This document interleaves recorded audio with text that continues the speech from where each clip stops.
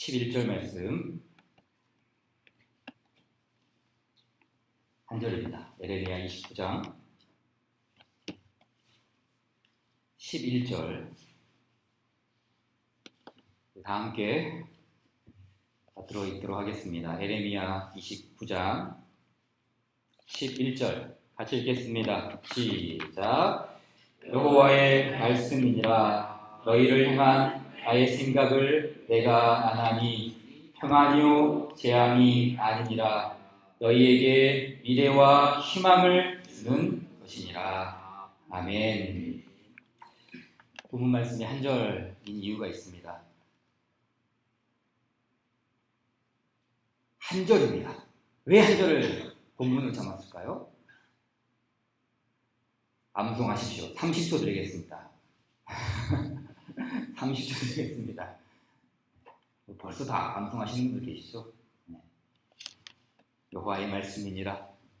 너희를 향한 나의 생각은 아나니 평안이요 재앙이 아니라 너희에게 미래와 희망을 주는 것이니라.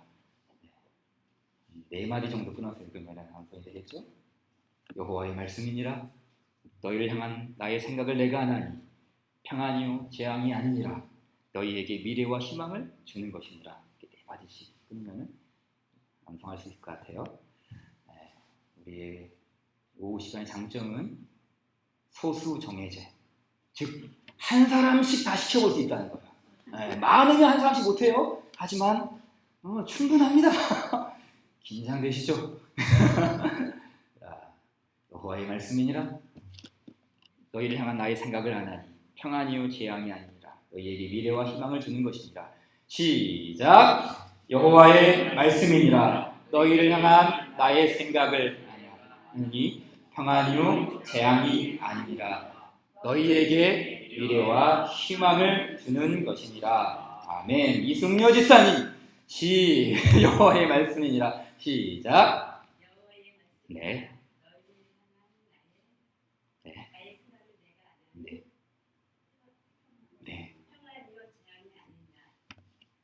너희에게 희망을. 아멘. 박수. 잘하셨습니다. 목사님 누구실까요? 찍어주세요. 네, 목사님. 여호와의 말씀이니라. 네. 너희를 향한 나의 생각을 내가 아는. 네. 네. 네. 이요. 재앙이 아니라 너희에게 미래와 희망을 주는 것이니라. 아멘. 아멘. 목사님 한번 하겠습니다. 찍어주십시오. 누구지? 자고상원이 걸렸네. 이게 큰일 났다. 가시죠. 여호와의 말씀이니라. 너희를 향한 나의 생각을 내가 아니. 평안이요 재앙이 아니니라. 너희에게 미래와 희망을 주는 것이니라. 네. 박수 안 치겠습니다. 자, 우리 다 함께 한번 반복해볼까요? 여호와의 말씀이냐. 시작. 여호와의 말씀이니라. 너희를 향한 나의 생각을 내가 아나니 평안이요 재앙이 아니라 너희의 미래와 희망을 주는 것이니라. 아멘. 네. 이 말씀 가지고 조금 이렇게 예레미야 전체에 대한 또 말씀 살펴보도록 하겠습니다. 우리 기독교 신앙의 가장 큰 미덕이라고 할까요? 그 미덕은 아무래도 순종. 그렇죠. 순종이 참 우리 기독교 사람들의, 믿는 사람들의 미덕이죠. 우리는 하나님 말씀에 순종해야 하고 또는 교회 지도자나 목회자의 가르침에 순종하는 것이 참 아름다운 미덕이 아니겠습니까?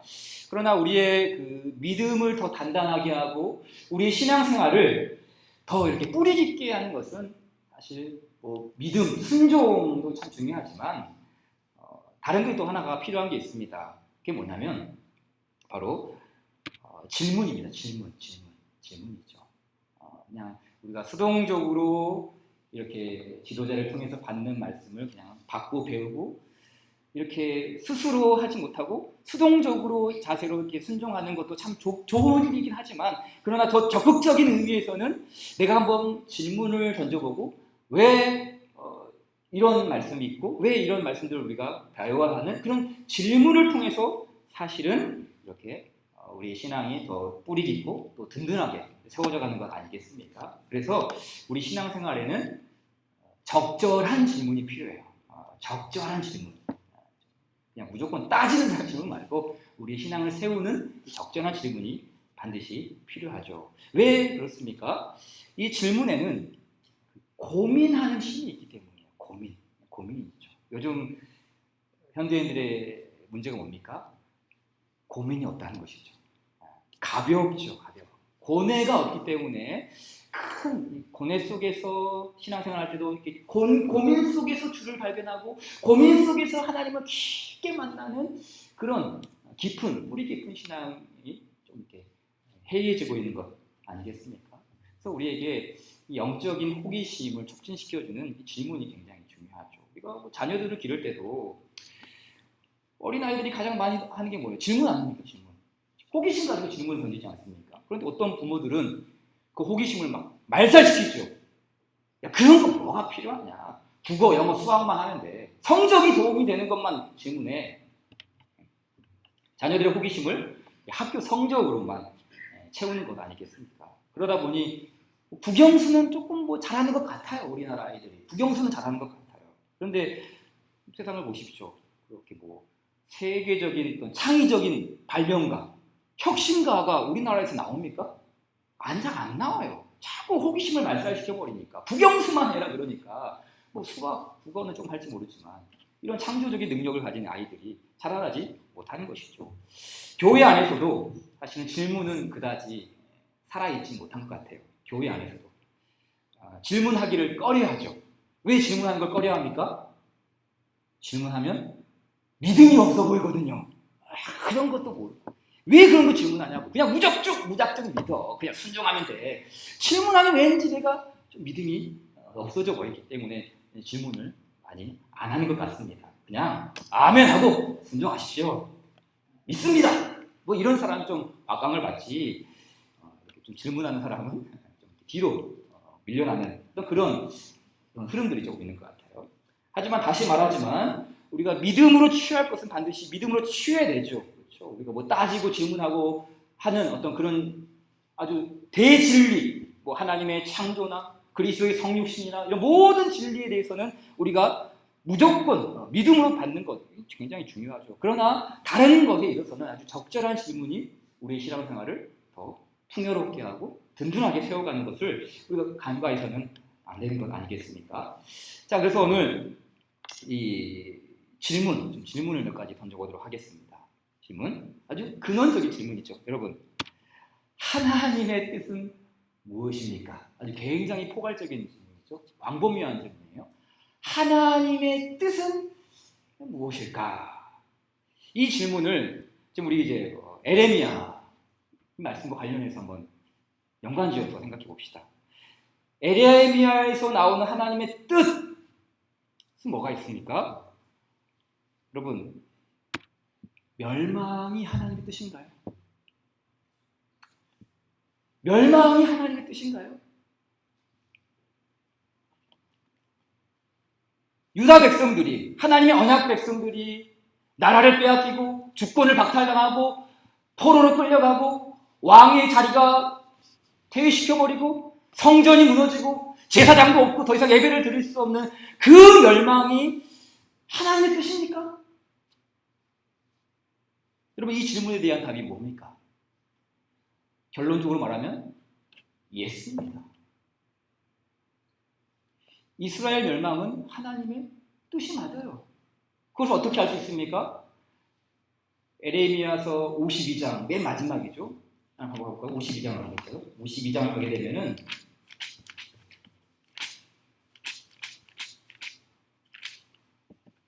남유다가 어떻게 됩니까?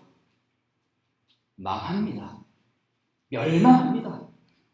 나라가 뺏기고 주권이 박탈당하고 왕권이 착취당하고 백성들이 포로로 끌려가고 완전히 멸망합니다. 볼까요? 에레미야 52장 12절부터 17절까지 볼까요? 에레미야 52장 12절부터 17절까지 먼저 읽어볼까요? 시작.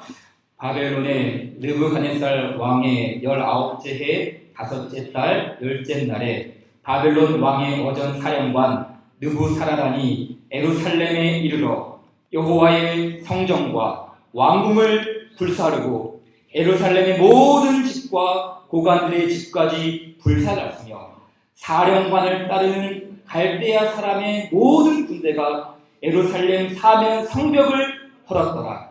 사령관 느부사라단이 백성 중 가난한 자와 성중에 남아있는 백성과 바벨론 왕에게 항복한 자와 무리의 남은 자를 사로잡아갔고 가난한 백성은 남겨두어 포도원을 관리하는 자와 농부가 되게 하였더라. 갈대아 사람은 또 여호와의 성전의 두 놋기둥과 받침들과 여호와의 성전의 놋대야를 깨뜨려 그 놋을 바벨론으로 가져갔고, 자, 쭉 내려와서 24절 이하로 볼까요? 24절부터 30절 말씀 같이 읽겠습니다. 24절부터 30절 시작. 사령관이 대제사장 스라야와 부제사장 스바냐와 성전 문지기 세 사람을 사로잡고 또 성 안에서 사람을 사로잡았으니 곧 군사를 거느린 주의관 한 사람과 또 성중에서 만난 왕의 내시 7명과 군인을 감독하는 군 주의관의 서기관 하나와 성 안에서 만난 평민 60명이라. 사령관 느부사라다는 그들을 사로잡아 림나에 있는 바벨론의 왕에게 나아가매 바벨론의 왕이 하마 땅 림나에서 다 쳐 죽였더라. 이와 같이 유다가 사로잡혀 본국에서 떠났더라. 느부갓네살이 사로잡아간 백성은 이러하니라. 제7년에 유다인이 3023명이요 느부갓네살의 18째 해에 예루살렘에서 잡아간 자가 830명이요 느부갓네살의 제23년에 사령관 느부사라단이 사로잡아간 유다 사람이 745명이니 그 총수가 4600명이더라. 어떻게 끝이 났습니까? 멸망입니다. 국민, 주권, 영토는 말할 것도 없고 그들이 자랑하던 그렇게 아름답게 간직했던 성전까지 다 무너지고 말았습니다. 이건 무엇을 의미합니까? 하나님은 얼마든지 언약 백성들도 멸망시킬 수 있다는 뜻이 아니겠습니까? 반면 유다 백성들은 하나님을 어떻게 믿었습니까? 하나님의 뜻은 멸망이 아니야. 우리는 절대 망하지 않는다. 우리에게는 언약이 있고 우리에게는 성전이 있고 우리에게는 제사가 있다. 이 나라가 어떤 나라인데 망하느냐? 거짓 선지자들의 말을 듣고 거짓 선지자와 관련해서는 다음 주에 거짓 선지자를 우리가 파헤쳐야지만이 우리가 바른 신앙을 가질 수 있거든요. 이 유다 백성들 역시 이런 거짓 선지자들의 말을 듣고 멸망은 하나님의 뜻이 아니다. 여러분 굉장히 그럴듯한 신념이 아닙니까? 멸망은 하나님의 뜻이 아니다. 어떻게 보면 굉장히 이거 복음적인 것 같아요. 어떻게 보면 굉장히 이거는 하나님의 뜻인 것 같아요. 멸망은 하나님의 뜻이 아니다. 그런데 이스라엘의 결론은 멸망입니다. 멸망으로 끝이 났어요. 자, 그렇다면 여기서 파생되는 또 하나의 질문이 있습니다. 멸망은 하나님의 뜻인가? 네, 이스라엘 백성들은 멸망을 당했습니다. 그게 하나님의 뜻이었어요. 그걸 실질적으로 에레미야에게 예언되었던 말씀들이 다 이루어졌습니다. 그렇다면 또 하나의 질문이 여기서 파생이 되죠. 그럼 멸망의 목적은 무엇인가? 그럼 멸망의 목적이 무엇일까요? 멸망이 하나님의 뜻이라면 그럼 그 하나님께서 멸망을 통해 의도하시고자 하는 목적은 무엇일까요? 여러분, 하나님의 뜻이 멸망에 있다면 멸망이 지향하는 바가 무엇입니까? 단지 유다 백성들과의 관계를 내게 끊어내기 위해서 이혼 도장 찍듯이 그냥 끊어내기 위해서 하나님 멸망시켰을까요? 혹은 그 하나님이 솟아오르는 그 분노를 억누를 수가 없어서 홧김에 심판하신 겁니까? 하나님은 어떤 분입니까? 구약 성경, 굳이 신약을 보지 않더라도 구약에서도 하나님의 성품에 대해서 이렇게 말씀하죠. 출애굽기 34장 6절 말씀에 여호와께서 그의 앞으로 지나시며 선포하시되 여호와라 여호와라 자비롭고 은혜롭고 노하기를 더디하고 인자와 진실이 많은 하나님이라. 이와 비슷한 말씀이 시편에서는 어떻게 말합니까? 같이 읽어볼까요? 시작.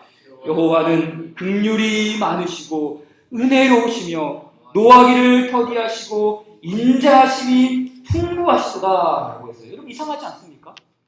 하나님은 노하기를 더디하고 인자와 진실이 많은 풍성하신 하나님이라 했어요. 긍휼이 많으시고 은혜로운 하나님이라고 하지 않았습니까? 그런데 에레미야서를 보니까 오래 참으시지 않은 것 같아요.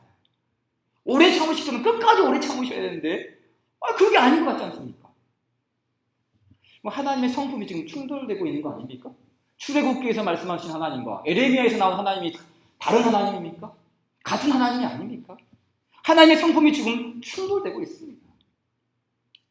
그럼 우리는 이것도 참 우리의 폐해인데 성경 한 구절을 가지고 우리가 다 이렇게 말씀을 판단하면 안 되죠. 성경은 우리가 전체를 또 봐야 되고 또 중요한 건 앞뒤를 볼 필요가 있겠죠. 우리 출애굽기 34장 6절 말씀 이렇게 하나님에 대해서 자비롭고 은혜롭고 노하기를 더디하고 인자와 진실이 많은 하나님이라 하신 다음에 34장 7절에 뭐라고 그러는지 아십니까? 우리 같이 읽어볼까요? 시작. 인자를 상대까지 베풀며 악과 과실과 죄를 용서하리라. 그러나 벌을 면제하지는 아니하고 아버지의 악행을 자손 3세대까지 보응하리라. 아멘. 벌을 면제하지 않는다는 말이 무슨 뜻입니까? 벌을 면제하지 않는다. 이 말은 죄를 묵과하지 않는다는 뜻입니다. 그래, 내가 눈 찔끔 감고 봐줄게. 죄 없다 하자. 이게 아니라는 것이죠. 하나님은 정의롭고 의로우시고 긍휼이 많은 하나님이시지만 동시에 하나님 어떤 분이십니까? 공의의. 이 부분을 우리가 놓쳐서는 안 되죠. 죄를 묵과하시지 않는 하나님. 눈 감고 지나가는 하나님이 아니라는 것이죠. 이스라엘 백성들의 죄를 관가할 수 없는 것 아니겠습니까? 따라서 이 이스라엘 백성들의 멸망은 하나님이 불의해서도 아니고 하나님의 자비의 게이지가 떨어져서도 아니고 하나님의 성품이 변질되었기 때문에 출애굽기에서는 이렇게 말씀하셨는데 에레미야에서는 진노하셨다. 그게 아니죠. 이는 이스라엘 백성들이 응당 받아야 할 죄에 대한 심판입니다. 죄에 대한 심판. 그럼 다시 우리가 다시 처음 질문으로 돌아가 볼까요? 자, 유대 민족에게 찾아온 이 멸망은 그들의 죄악 때문이었습니다. 공의로우신 하나님은 이방 나라를 통해 그들을 심판하십니다. 그러나 여기에는 목적이 있다고 했죠. 왜 멸망인가? 왜 하나님은 멸망이라는 카드를 꺼내셔야만 했는가? 여러분, 멸망의 목적은 무엇입니까? 그것은 바로 새로운 시작을 위해서입니다. 새로운 시작. 단지 멸망으로 끝이 나는 것이 아니라 멸망이 종결지가 아니라 그 멸망과 심판을 통과한 후에 새로운 하나님의 계획이 이렇게 펼쳐지는 것 아니겠습니까? 그래서 언약 백성들의 멸망은 끝이 아니라 사실은 이게 시작이에요. 시작. 멸망이 끝이 아니라 그 멸망 속에서 다시 새롭게 시작이 되는 것이죠. 그래서 이제 52장 아까 우리 마지막 봤잖아요. 근데 52장만 해서 이렇게 심판당하고 멸망당하고 끌려가고 다 무너졌는데 그 마지막에 보게 되면은 우리가 언제 또 나중에 볼 기회가 있겠지만 그 포로로 잡혀간 이스라엘의 왕이 이방 나라에게서 호의를 받아요. 선대를 받아요. 그렇게 고개만 푹 숙이고 있던 이스라엘의 왕이 다시 고개를 들게 합니다. 이게 뭘 의미합니까? 하나님께서 그 멸망을 통해서 또 다른 새로운 시작을 알리시는 일종의 암시라 그럴까요? 이런 새로운 것들을 하나님께서 보여주기 위해서 그 멸망의 목적이 단순히 멸망에 있는 것이 아니라 멸망을 통과한 이 새로운 시작. 이것이 바로 이 에레미야서에서 말씀하신 그 멸망의 목적이라고 할 수 있는 것이죠. 이것이 물론 이제 에레미야 1장에서부터 이미 시작이 됐죠. 우리 1장 말씀 1장 10절 같이 한번 읽겠습니다. 시작. 보라, 내가 오늘 너를 여러 나라와 여러 왕국 위에 세워 네가 그것들을 뽑고 파괴하며 파멸하고 넘어뜨리며 건설하고 심게 하였느니라 하시니라. 하나님의 목적이 있죠. 에레미야를 부르신 목적이 무엇입니까? 뽑고 파괴하고 넘어뜨리는 거, 심판이에요. 멸망이에요. 그럼 이것만 있는 것이 아니라 이것을 통과한 후에 다시 건설하고 다시 심는 것. 이게 바로 하나님의 목적이 아니겠습니까? 에레미야 24장 6절 말씀 또 같이 읽겠습니다. 시작. 내가 그들을 돌아보아 좋게 하여 다시 이 땅으로 인도하여 세우고 헐지 아니하며 심고 뽑지 아니하겠고. 30장 18절 시작. 여호와께서 말씀하시니라. 보라, 내가 야곱 장막의 포로들을 돌아가게 할 것이고 그 거처들의 사랑을 베풀 것이라. 성읍은 그 폐허가 된 언덕 위에 건축될 것이요 그 보루는 규정에 따라 사람이 살게 되리라. 보십시오. 이 심판의 목적은 심판 자체에 있는 것이 아닙니다. 멸망의 목적은 단순히 멸망시키는 것이 목적이 아닙니다. 에레미야 29장 11절 말씀 암송하고 계시나 아직도? 여호와의 말씀이니라. 너희를 향한 나의 생각을 안하니 평안이요 재앙이 아니라 너희에게 미래와 희망을 주는 것이니라. 이 말씀 바로 그런 맥락이 있는 거예요. 그냥 단순히 우리는 잘 된다, 멸망하지 않는다, 하나님의 백성 절대 무너지지 않는 게 아니라 비록 우리가 우리의 죄악으로 말미암아서 언약 백성들이 처참하게 무너질지라도 그 처참함이 끝이 아니라 그 처참함을 통해서 다시 꽃 피우고 다시 심겨져서 다시 열매를 맺는 그 하나님의 광대한 목적 가운데 그 일이, 그 멸망이라는 도구를 통해서 하나님이 다시 새롭게 꽃 피우는 그 하나님의 일이 아니겠습니까? 여러분, 그래서 여기 생각이라는 말, 너희를 향한 나의 생각을 안 하는 말은 이건 우리의 그 하나님의 뇌 속에 있는 그런 생각이 아니라 이거는 계획이라는 말이에요. 계획. 너희를 향한 나의 계획을 내가 안다. 너희를 향한 나의 계획이 무엇인가? 그 계획이 바로 평안이요 너희에게 미래와 희망을 주는 것입니다. 이렇게 말하고 있죠. 그러니까 이 계획, 하나님의 그 거시적인 계획, 우리가 요즘 말로 뭐 빅픽처라고 하나요? 빅픽처, 큰 그림, 큰 그림. 당장 앞에 있는 것만 보면은 이거 멸망했구나, 이거 무너졌구나, 우리는 끝이야 라고 이렇게 단순히 이 한 가지 그림만 보면 이 멸망에 대해서 우리가 주눅이 들죠. 그러나 하나님의 그 큰 계획, 빅픽처를 보게 되면 하나님의 계획이 어디에 있는가? 평안, 미래, 희망. 하나님의 계획이 여기 있다라는 것. 나의 계획은 평안이요 미래와 희망을 주는 것입니다. 이 여호와의 말씀이다 라고 이야기하지 않습니까? 자, 그럼 다시 처음 질문으로 돌아가겠습니다. 하나님의 뜻은 무엇입니까? 에레미야를 통해서, 그 에레미야를 통해 우리가 통찰하는 하나님의 뜻은 무엇입니까? 여러분, 하나님의 뜻은 멸망을 통과한 새로운 시작. 이게 바로 에레미야를 통해서 우리가 통찰받는 멸망의 인사이트 아니겠습니까? 멸망을 통과한 새로운 시작. 이런 선지서의 말씀들, 특별히 에레미야, 그리고 이사야 선지자도 마찬가지죠. 이사야 선지자도 이런 맥락에서 이 멸망을 통한 새로운 시작을 가리켜서 이사야 선지자 뭐라고 그랬습니까? 오늘 난예비 말씀이 나왔죠. 이사야 43장 19절 말씀에 보라, 내가 새 일을 행하리라. 그 새 일이 뭔가? 단순히 그냥 무작정 새 일이 일어나는 게 아니라 멸망을 통과한 후에 하나님의 새 일이 일어나는 거예요. 멸망을 통과한 후에. 이게 바로 하나님께서 계획하신 너희를 향한 나의 생각, 너희를 향한 나의 계획, 평안이요 재앙이 아니라 미래와 희망을 주는 것이다. 여러분, 멸망의 끝에서 하나님은 새 일을 행하십니다. 오늘 우리가 다 잊어버려도 이거 우리 하나만 붙들고 갔으면 좋겠습니다. 나의 끝은 하나님의 시작이다. 우리 주위에 있는 분들 이렇게 격려해 주시면 좋겠습니다. 우리의 끝은 하나님의 시작입니다. 시작. 우리의 끝은 하나님의. 한 번 더 할까요? 시작. 우리의 끝은 하나님의 시작입니다.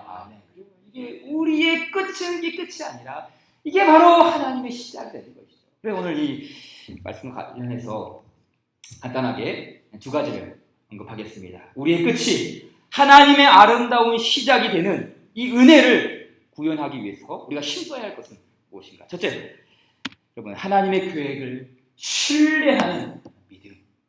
하나님의 계획을 신뢰하는 이 믿음이 참 중요하죠.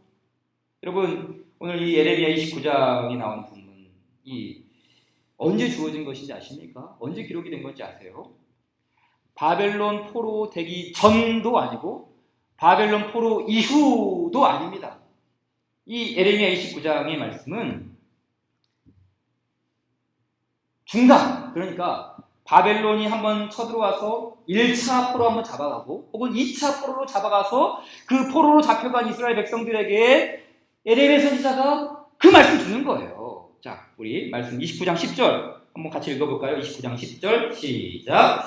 여호와께서 이와 같이 말씀하시니라. 바벨론에서 70년이 차면 내가 너희를 돌보고 나의 선한 말을 너희에게 성취하여 너희를 이곳으로 돌아오게 하리라. 여러분 지금 이 말씀을 받고 있는 사람들이 어떤 사람들이라고? 이미 1차 포로, 2차 포로로 끌려간 사람들이에요. 참다한 사람들 아닙니까?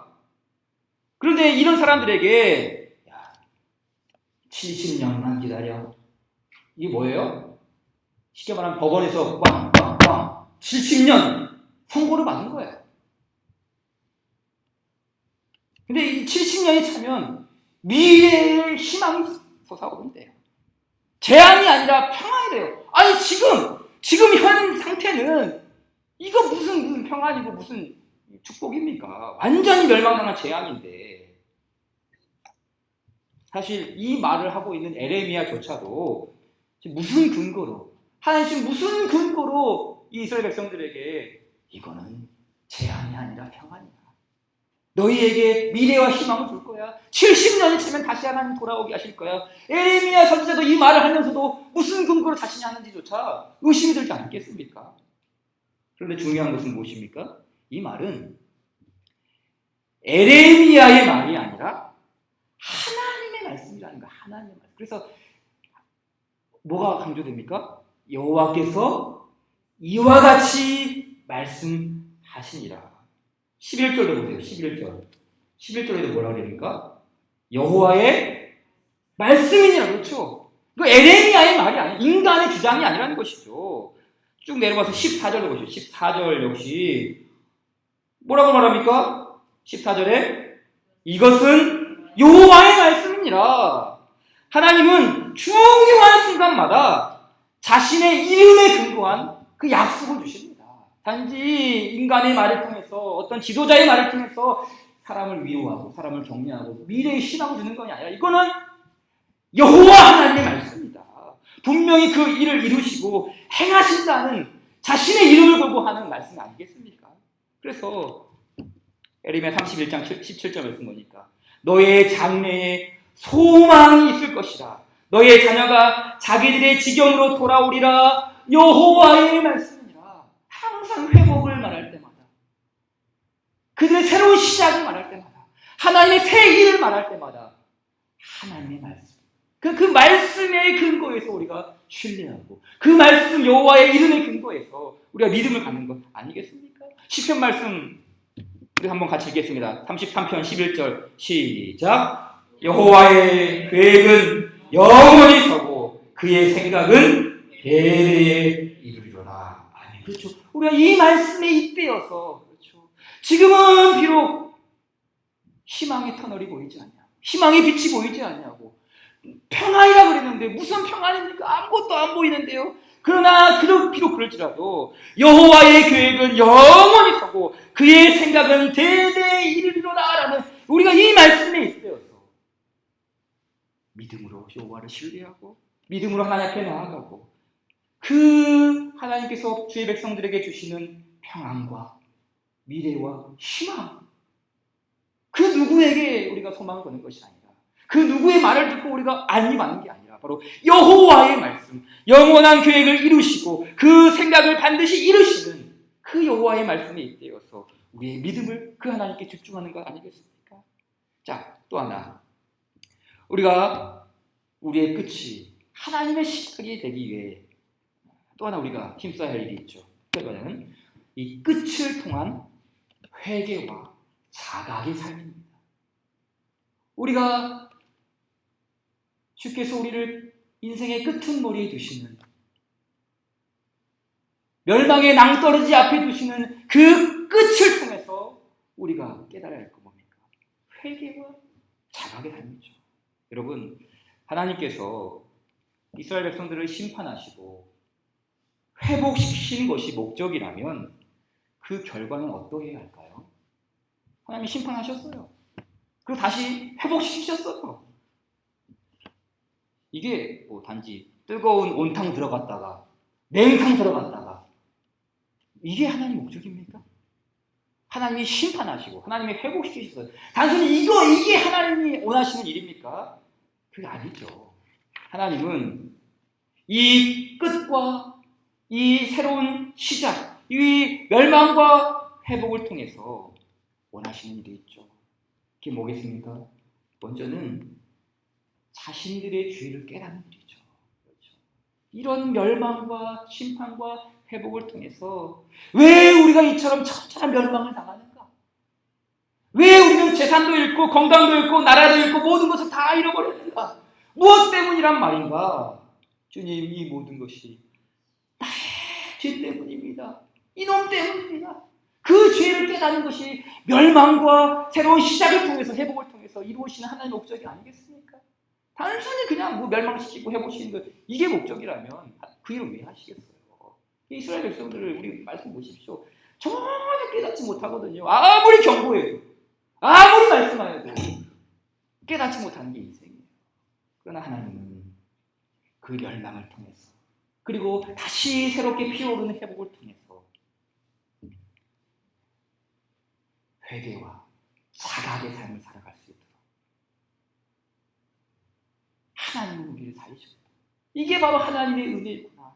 그 하나님의 은혜를 처절하게, 아주 절절하게 깨닫는 언약 백성으로 삼으시고 만들어 가시기 위해서 바로 이 멸망과 회복, 온탕과 냉탕이라는 이 아름다운 일들을 사용하시면서 하나님께서 은혜를 깨닫게 하는 거 아니겠습니까?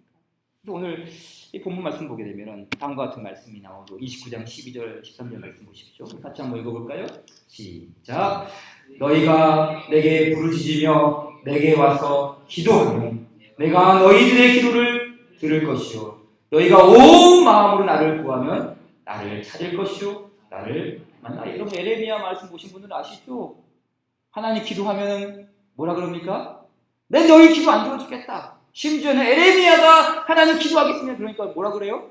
기도하지 말라고 그래요. 그런데 이 말씀은 너희가 내게 부르짖으면 내가 너희의 기도를 들어줄 것이다. 너희가 온 마음으로 나를 구하면 나를 만나줄 것이다. 이게 무슨 말입니까? 이거는 회개를 선행하는 말씀이에요. 회개. 그러니까 회복에 앞서 뭐가 선행되는 거예요? 회개. 그렇죠. 그러니까 이 회복이라는 것은 반드시 회개와 동떨어져서 결코 생각할 수 없는 것이죠. 회개, 회복. 이스라엘 백성들이 하나님께서 그들 향한 나의 생각, 나의 계획, 평안이요 미래와 희망을 주는 것이다. 그리고 이 말씀들 너희 기도를 내가 들어줄 것이고 너희를 만나줄 것이다. 회개를 선행하기 때문에 이런 일들이 가능하다는 것 아니겠습니까? 여러분 요즘 한국 교회가 참 지탄을 많이 받고 있지 않습니까? 요즘 뭐 신문, 뉴스, 단골 메뉴가 목사들 이야기, 교회 이야기 아닙니까?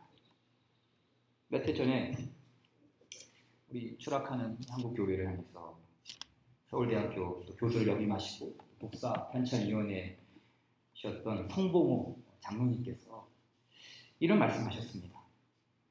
한국 교회는 망해야 한다. 아니 무슨 장로님이 교회를 반대하는 사람도 아니고 안티 기독교인도 아니고 교회에서 신실하게 심무하시는 장로님이 한국 교회는 망해야 한대요. 한국 교회는 망해야 된대요. 그것도 폭삭 망해야 한대요. 웬만큼 망해서는 안 된대요. 여러분 장로님께서 이런 말씀하시는 이유가 무엇이겠습니까? 다른 게 아니죠. 에레미야 말씀 같은 거 아니겠습니까? 웬만큼 우리가 멸망해서는, 웬만큼 우리가 당해서는 이거 우리가 정신 못 차린다는 거예요. 정신 못 차린다는 거예요. 그냥 완전히 KO를 당해야지 그때 자각하고 이스라엘 백성들이 멸망과 그 회복을 통해서 우리의 죄악이었구나, 하나님의 은혜가 없이는 결코 소망이 없습니다라는 것을 깊이 자각하는 것처럼 이 시대에 지금 우리 교회 역시 완전히 KO 당하는 그 멸망을 통해서 폭삭망하는 그 처절한 현장을 통해서 그제서야 우리가 깨닫고 두 손 두 발 들고 주 앞에 나간다는 것, 그거를 우리가 이루기 위해서 한국교회는 망해야 한다는 아주 과감한 말을 하는 건 아니겠습니까? 그렇거든요. 정말 사람은 웬만해서는 못 깨달아요. 웬만해서는 못 깨달아요. 자각하는 게 없죠. 벼랑 끝에 서는 정도가 아니라 이건 벼랑 끝에서 떨어져 봐야 그 떨어지는 그 순간에 야, 이게 깨닫더라고요. 제가 아직까지 운전 무사고입니다. 무사고 20년 무사고. 장로님 무사고. 아닙니까 장로님. 네, 근데 제가 몇 주 전에 큰 사고가 날 뻔했어요. 우리 목사님 모임이 있어서 교회 승합차 타고 목사님 태우고 이렇게 이제 가고 있는데 고속도로였어요. 한 100km, 고속도로 100km 정도 되니까 100km 쭉 가고 있는데 목사님하고 좀 이야기하고 가다가 저 앞에 차가 이제 정지되는 거를 못 본 거예요. 브레이크를 쫙 밟았죠. 보고 이제 이거 왠지 좀 위태할 것 같다라고 옆에 보니까 옆에서는 버스가 휘 달려오고 있고 여기도 안 될 것 같고, 그래서 브레이크를 쫙 밟는데 그 한 5초 되는 그 순간에 머릿속에 이게 생각이 되는 거예요. 이건 박았다. 이건 사고다. 어떻게 하지? 이건 교회 차인데? 그리고 앞에 있는 차는 BMW인데? 엄청난 생각이 나서는 그 짧은 5초 순간에. 그런데 뭐 깨끗하진 않았거든요. 쭉 봤는데 진짜 거짓말 안 하고 깻잎 한 장, 진짜 깻잎 한 장 들어갈 사이에 깻잎 한 딱 멈춘 거예요. 그래서 옆에 있는 조수석에 앉아있는 목사님이 목사님 저도 박는 줄 알았어요. 그랬는데 근데 더 놀란 건 뭐냐면은 딱 멈추는 그 순간에 어떻게 알았는지 레카 세대가 옆에 뒤로 윙윙윙 온 거예요. 얘는 박았다 하고 어떻게 나 깜짝 놀랐어요. 레카 세대가 보니까 박은 줄 알았는데 안 받고 있는 거 보니까 쑥 가더라고요. 근데 제가 그걸 딱 하면서 제가 무사고 굉장히 교만했거든요. 그 짧은 순간에 이거 내가 당하겠구나. 이거 교통사고 나겠구나. 조심해야 되겠구나. 진짜 솔직히 거의 이제 사고, 진짜 이거는 운전하시는 분들이 감각이에요. 이거는 운전하면 알잖아요. 이렇게 이거는 분명히 박았다라는 걸 알게 되는데, 이런 말을 해도 되는지 모르겠지만, 이거는 목사님들이 참 함께 계신 목사님들이 너무 신실했거든요. 저는 이제 좀 불신실하고 그러니까 신실하신 분들이 계셨기 때문에 이거는 이게 천사가 깻잎 한 장 차이로 너 잘 깨달아라. 이 목사 너 잘 깨달아라. 이거 너 운전 제대로 안 하면 사고 난다. 이거 그 이제 벼랑 끝에 사는 그런 기분을 통해서 제가 자각했어요. 그래서 요즘 운전할 때 안전거리 유지, 안전속도 유지하면서 이렇게 요즘 그렇게 갑니다. 한번 이렇게 조금 사고 날 뻔하니까 이게 깨달아지더라고요. 여러분, 우리 신앙생활도 뭔가 이게 조금 위험한 위태한 순간에 그때 딱 다다라봐야 사실은 깨달아지는 게 우리의 모습 아니겠습니까? 여러분, 여호와 하나님께서 에레미야를 통해서 지워지지 않는 말씀을 우리 가운데 새겨주셨어요. 무엇입니까? 하나님의 뜻은 축복으로만 점철되지 않는다는 거예요. 하나님의 뜻은 멸망도 하나님의 뜻이다. 우리는 축복은 하나님의 뜻입니다. 그런데 사실은 멸망도 하나님의 뜻이었어요. 그 멸망을 통해서 하나님께서 이루시고자 하는 하나님의 계획이 있었기 때문에 아니겠습니까? 물론 이스라엘은 죄로 인해 멸망당했습니다. 그러나 우리는 죄와 상관없이 멸망당할 수 있어요. 죄와 상관없이 어려움이 당할 수 있죠. 의인이 당하는 고난, 죄가 없으신 예수님도 멸망당하시고 심판받으시고 저주받으시지 않습니까? 여러분, 멸망도 하나님의 뜻이냐고요? 네, 얼마든지 그럴 수 있습니다. 그러나 잊지 마십시오. 멸망은 하나님의 씨앗입니다. 다시 심기 위한 하나님의 씨앗, 다시 피어나기 위한 하나님의 씨앗, 다시 건설하기 위한 하나님의 씨앗, 눈물의 씨앗, 그 멸망을 통한 하나님의 새 일을 이루시기 위한 하나님의 씨앗이었습니다. 그러기에 여러분, 하나님의 계획을 신뢰하십시오. 지금 눈앞에 펼쳐진 현실에 주눅들지 마시고 말씀하신 바를 이루시고 말씀하신 바를 성취하시는 그 여호와 하나님의 계획을 믿으십시오. 아울러 우리의 그 끝을 통해서 내가 그 끝에 그 가장자리에 있다면 여러분, 자각하는 은혜가 있기를 구합시다. 자각하는 은혜. 주님, 나로 하여금 깨닫게 하여 주시옵소서. 목이 곧은 백성, 마음이 한리같이 급한 백성, 귀가 어두운 백성 되지 아니하고 모든 순간을 통해서 성령 하나님께서 새겨주시는 그 깨달음이 우리 안에 아름답게 회복되어질 수 있도록 우리가 그 주님의 은혜를 구하고 아름다운 미래와 소망을 향해 나아가는 우리 모두 되기를 주님의 이름으로 축원드립니다. 우리 주신 말씀 기억하며 436장 찬송하고 예배 마치도록 하겠습니다. 436장입니다.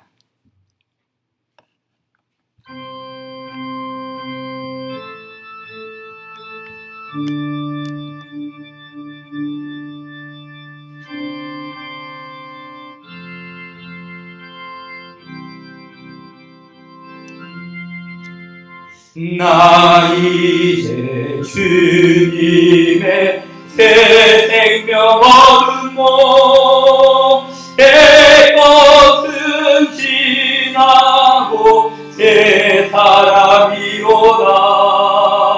그 생명 내 맘에 강같이 흐르고 그 사랑 내게서 해같이 빛난다. 영생을 누리며 주 안에 살리라. 오늘도 내일도 주 함께 살리라.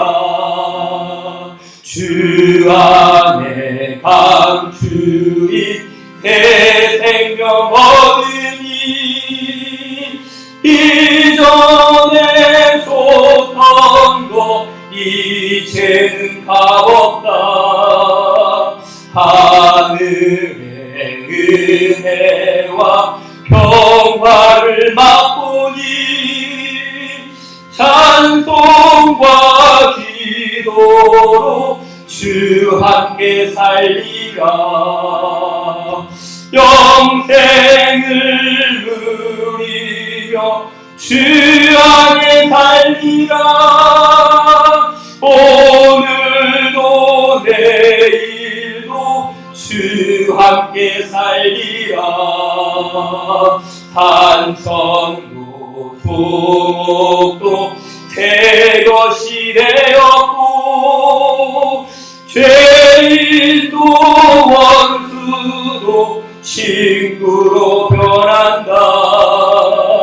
새 생명 얻은 자 영생을 누리니 주님을 모심마 새 하늘이로다. 영생을 누리며 주 안에 살리라. 오늘도 내일도 주 함께 살리라. 주 따라가는 길 험하고 멀어도 찬송을 부르며 뒤따라가리라. 나 주를 모시고 영원히 살리라. 날마다 섬기며 주 함께 살리라. 영생을 누리며 주며 주 안에 살리라. 오늘도 내일도 주 함께 살리라. 기도하고 마치도록 하겠습니다.